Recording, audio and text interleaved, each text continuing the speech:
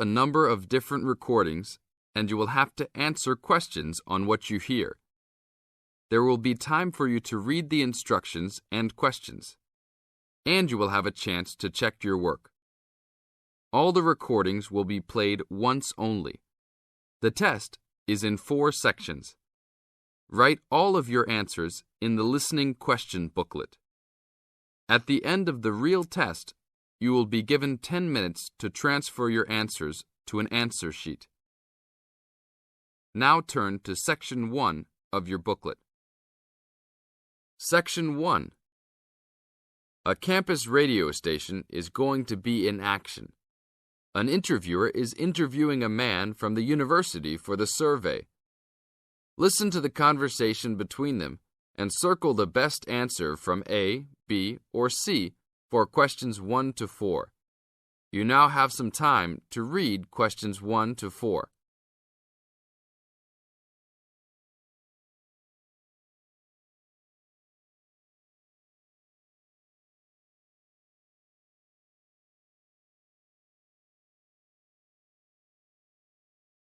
You will see there is an example which has been done for you.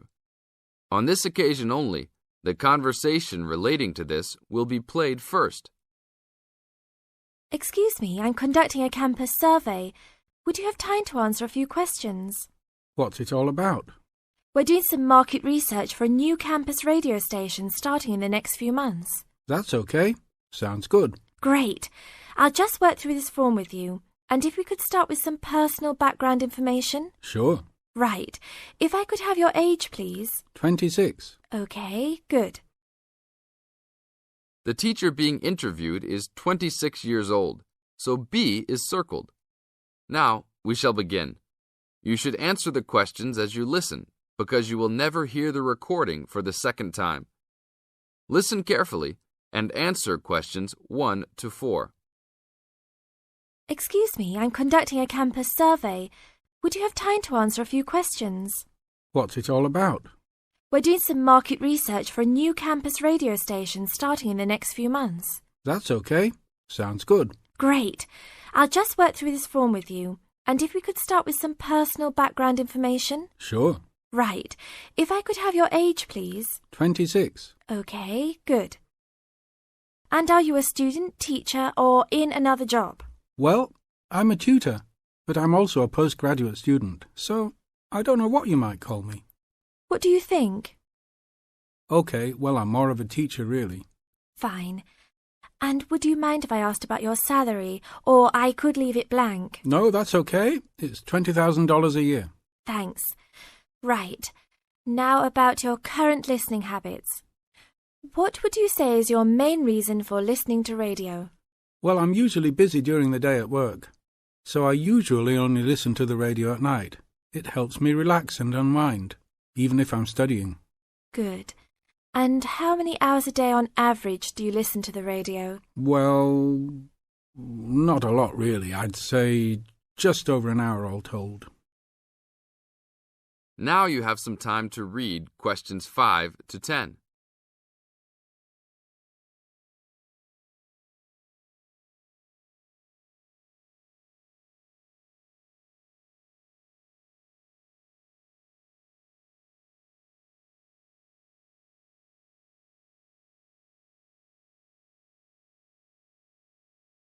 Now listen to the second part of the interview and answer questions 5 to 10. So, what are the 2 main times of the day that you listen to the radio? Well, for a little while around breakfast time, and then it tends to be later, after dinner, when I've finished any serious work I need to do. And what sort of radio programs do you like? I like the news, but I also like classical music. It helps me to relax. Fine. And turning to the new campus station, which type of programs would you prefer? I think the existing radio stations cater for my need for news. So I'd like to see programs about local information, providing a service to the campus community. And in the same vein, perhaps more for academic viewers, some lectures or relevant programs. I see. And if you had to give the new directors some specific advice when they set up the station, what would you tell them? I think I'd advise them to be careful about the quality of the broadcasts. The sound system. There are a lot of radio stations, and people can change their loyalty quickly if it doesn't meet their needs. I think they should do more of these kinds of interview too, talking with existing and potential customers. Oh, I'm pleased you think it's useful. Certainly, yeah. Good. Now, this station will not be fully funded by the university. So how often do you think it is tolerable to have adverts? I think, out of that list, I'd say every quarter of an hour. Of course, that's providing they don't last for 10 minutes each time. Oh, quite. And are you interested in attending any of the special promotions for the new station? Yes, I'd be happy to, as long as they're held on the campus or nearby. OK, I'll note that down. And finally, may we put you on our mailing list? Well, I prefer not, except for the information about the promotions you just mentioned. OK. Can I have your name and address? Of course. I have a card I can give you. Oh, great. And thanks a lot for your time, and we look forward to seeing you. Yeah, sure. Thanks. This is the end of Section 1. Now you have half a minute to check your answers.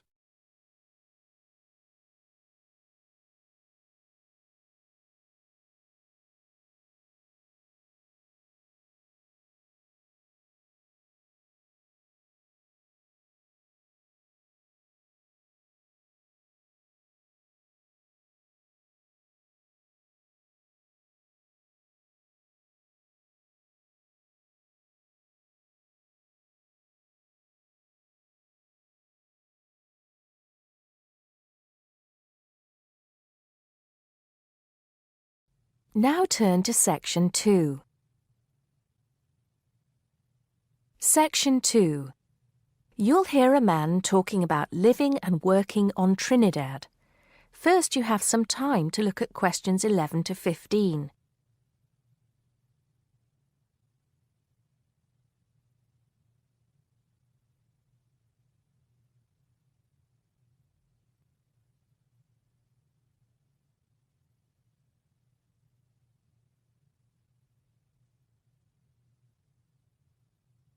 Now listen carefully and answer questions 11 to 15. Hi, I'm Steve Pinfold, and I'm here today to tell you about my gap year, which I took about 20 years ago. Unlike many students these days who go travelling or get some work experience between school and university, I decided to do something completely different after finishing my degree. I applied to work for a charity organisation. What it does is it sends people with particular skills to countries where those skills are needed. Apart from having some experience teaching English to summer school students, I didn't have any particularly useful skills, I thought, but luckily I was still accepted. I had to find the money for the flight, but you get free accommodation. I stayed with a family of 5. And you do get paid, but not much. It's a bit like pocket money, enough to get by. I worked in an orphanage and taught English at a local school. Where was I? Well, originally I was going to be sent to a village in India, but at the last minute the organisation decided to send me to Trinidad. Now, this is a fascinating place. It's an island in the Caribbean. Well, in fact, the country is actually 2 islands. The smaller one is called Tobago, which is connected somehow to the word tobacco. Anyway, there I was, a young white guy living and working on an island which is mostly a mixture of descendants from Africa and India. The Africans were originally brought over as slaves, and the Indians came later as indentured workers. That means they agreed to come for a specific time, but many of them stayed.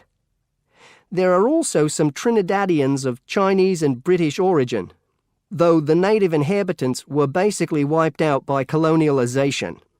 I myself felt completely accepted and had the time of my life.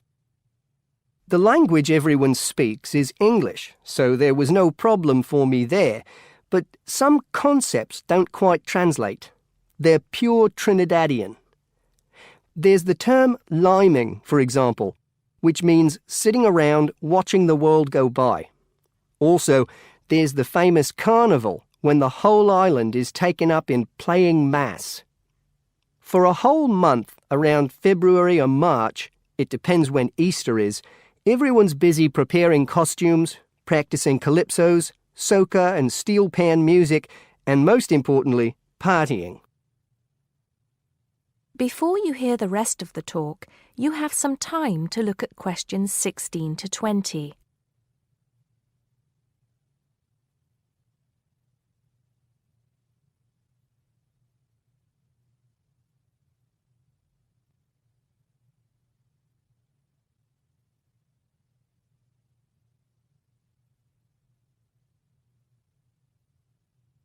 Now listen and answer questions 16 to 20. When the actual official carnival starts, it's days of 24-hour dancing in the streets. In Trinidad, it's called whining. You've probably seen this sort of thing on TV, in the more famous carnival in Rio, or even at the Notting Hill Carnival in London. Many people join bands, each one of which has a theme. For example, the Sea or Jungle Fever, and they have costumes designed and made to go with the theme. These can cost $1,000 for the king and queen of each band. They're incredible. The whole city is a non-stop party zone, full of colour and sound. It's serious too. The bands are in competition and the winner gets $1 million. Sorry, I got a bit carried away with those memories. Back to my real job there. The orphanage was called St. Augustine's, and that's also the name of the place where it was, St. Augustine, a town just outside the capital city, Port of Spain. I didn't have any particular job description, just to be with the children and tell stories, sing songs and play games. Oh, and we also went camping in the jungle once. I could tell you a few stories about that particular escapade. Every time I arrived at the gate, kids would come running towards me, shouting, with big smiles on their faces. The younger children seemed fascinated by my blonde hair and loved to touch it as if it was something miraculous. The English teaching I did 2 days a week in a primary school for 6 to 11-year-olds. The kids may have been poor, but they all wore neat and clean uniforms and were so respectful and enthusiastic. I've now been teaching for many years in different countries, and I still think those were the best students I've ever taught. What else did I do while I was there? I swam a lot. Can you imagine what it's like swimming with dolphins and with pelicans diving into the sea right next to you? More seriously, I trained to be a Samaritan. That's someone who listens and supports people who have problems with their lives. Overall, what I took from the experience was a sense of being in another culture, or rather cultures. As humans, we all share many characteristics, but we express ourselves in various ways. In Trinidad, there are lots of different communities and religions, and so many different kinds of festival to see. Hindu, Muslim, Christian, as well as some rather mysterious African traditions. There are quite a few Rastafarians too. Trinidad is, as Americans are fond of saying of their own country, a melting pot where everybody is greeted warmly. Go and see for yourself. I'm not sure how it's changed since I was there, but I'd love to find out. That is the end of section 2. You now have half a minute to check your answers.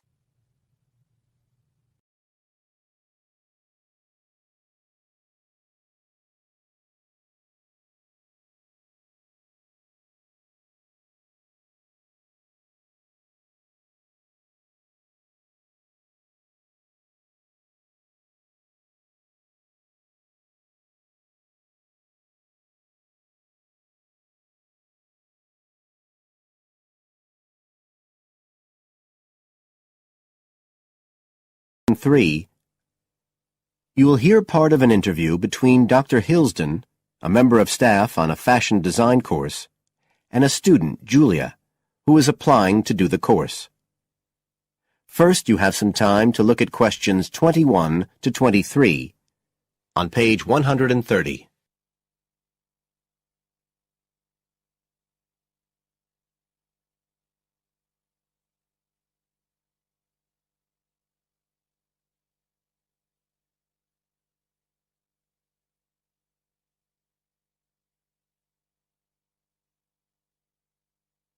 Now listen carefully and answer questions 21 to 23. Right, Julia. So, from your CV and portfolio, and what you've already told me, you seem to be very much the sort of person we're looking for on the postgraduate course. So tell me, you finished your fashion design course in London 4 years ago. Did you think of carrying straight on and doing a higher degree at the time? Yes, but there were financial pressures. So I ended up working in the retail industry, as you can see from my CV. And actually it was a very useful experience. In what way? Well, I was lucky to get the job with Fashion Now. They're a big store. And one of my priorities was to get as much experience as possible in different areas.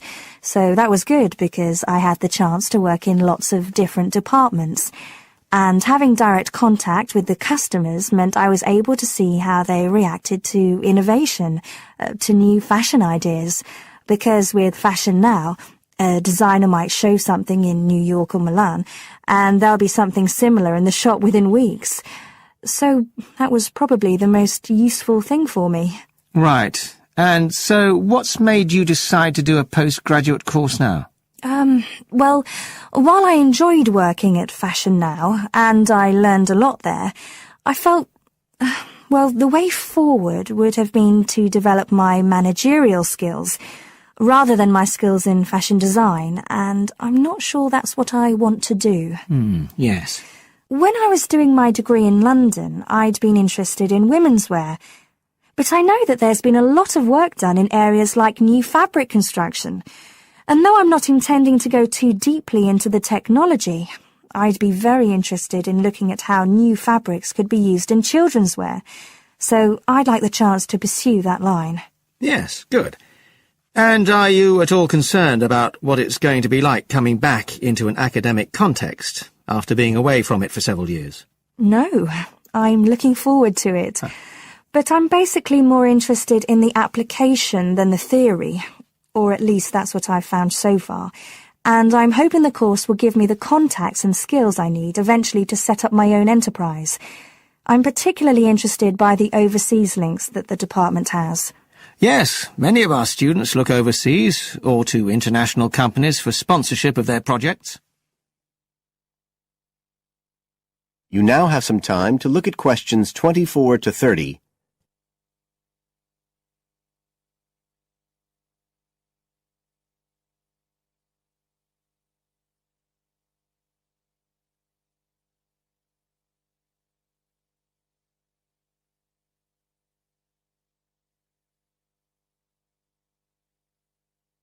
Now listen and answer questions 24 to 30.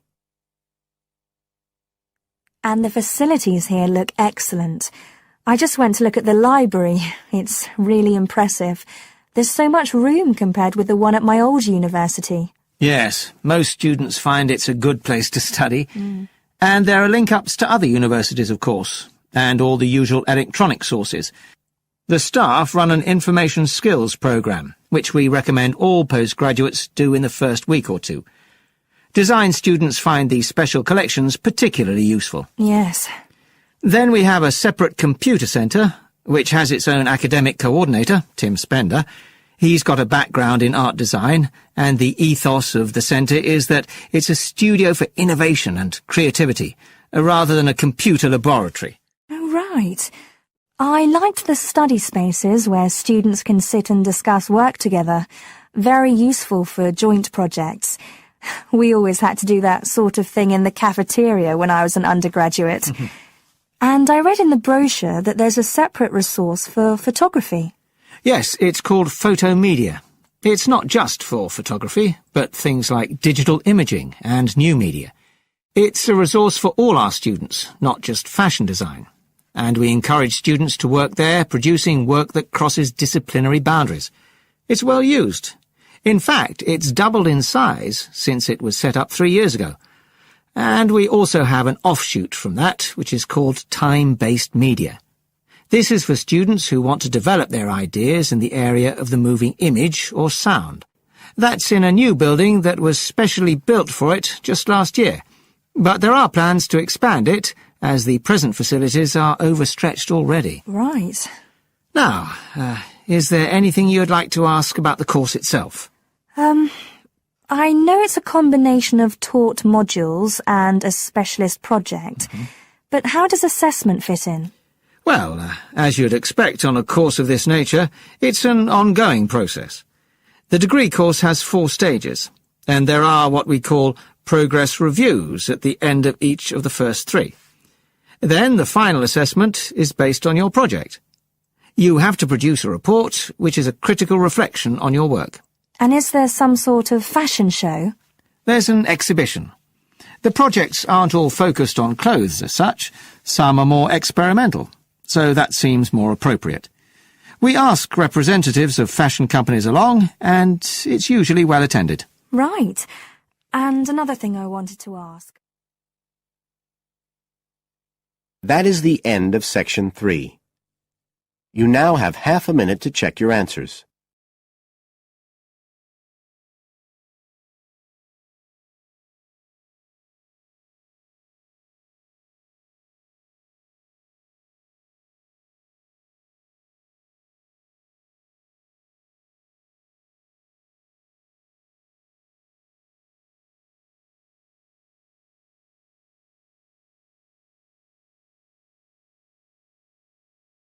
Let's see. Test 1, Section 4. You will hear a media studies tutor giving a lecture about news sources. You now have 30 seconds to read questions 31 to 35.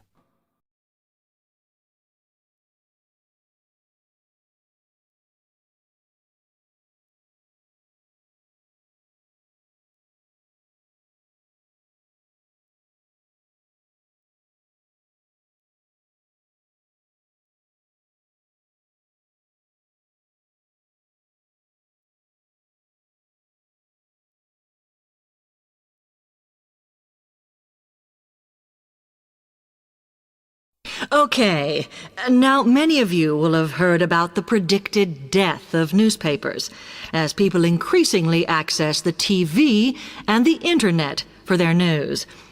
Today, I want to look at the USA, which has very advanced news sources, to see if this is actually true. In the USA, the main news sources without doubt are TV, the Internet, and the press. That is, traditional newspapers. And although they are each surviving and growing, they are also changing. Obviously, TV news has been around for a while, and the early evening bulletins, when people get in from work, are very popular. I suppose we traditionally think of the morning newspaper arriving on our doorstep with the daily news. Interestingly, this is not borne out by the statistics, which show that readership in the U.S. is much higher when people have time to relax, when they're not working, especially on Sundays. The Internet is also a popular weekend activity, but shows no variation with weekday access. So people are using the different sources in different ways. Interestingly, local radio has been hit less by the grip of quite strong local newspapers than by the Internet, which is seen to offer a better regional service. But just because the Internet is seen as the new force in news media does not mean it is dominant. Television has, of course, been global for a while, But now technological changes, which have fueled the rise of online news, have also allowed newspapers to print and distribute editions across the world. In fact, Internet news, which is seen as the big competitor for traditional markets, does not offer that much variety. Often, the sources are the online versions of the newspapers, whereas television, in order to offer something different, has had to come up with a much more mixed bag of reporting, from hard news to light reports on celebrity events. Another issue is reliability. The Internet is virtually unregulated, so anything can be reported there, whether true or not. Journalists on newspapers have fought a long, hard battle to fight intervention and to retain the freedom of the press. Television, however, is seen as critical to political power and has become subject to harsh controls about what it can or cannot say. You now have 30 seconds to read questions 36 to 40.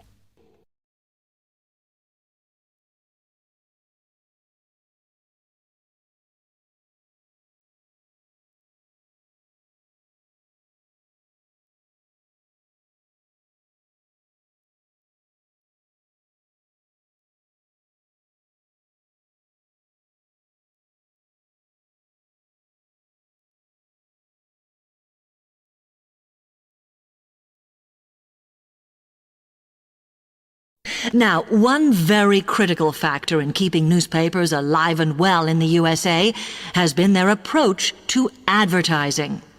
Obviously, newspapers are heavily dependent on advertising revenue, and they have become more and more imaginative in what they offer, in order to make sure that advertisers use them and not other news sources. This has meant that, contrary to popular belief, newspapers now have a significantly higher profit margin than the rest of American industry. So, how have they managed to raise advertising revenue in this way? Well, they have put a lot of effort into developing and maintaining a very strong association with the retail trade. And they've come up with a winner. A critical tool in their sales plan has been suggesting that the adverts they run can have vouchers. This has been enormously effective because they have found that not only do more people buy the paper to get the discounts, but also that this inevitably means much higher sales for the clients who advertised. As well as doing this, the newspapers have also introduced aggressive sales campaigns over the last few years. This has resulted in a significant and continuing rise in the number of advertisers prepared to pay the extra for full-page ads. So, what I would like to move on to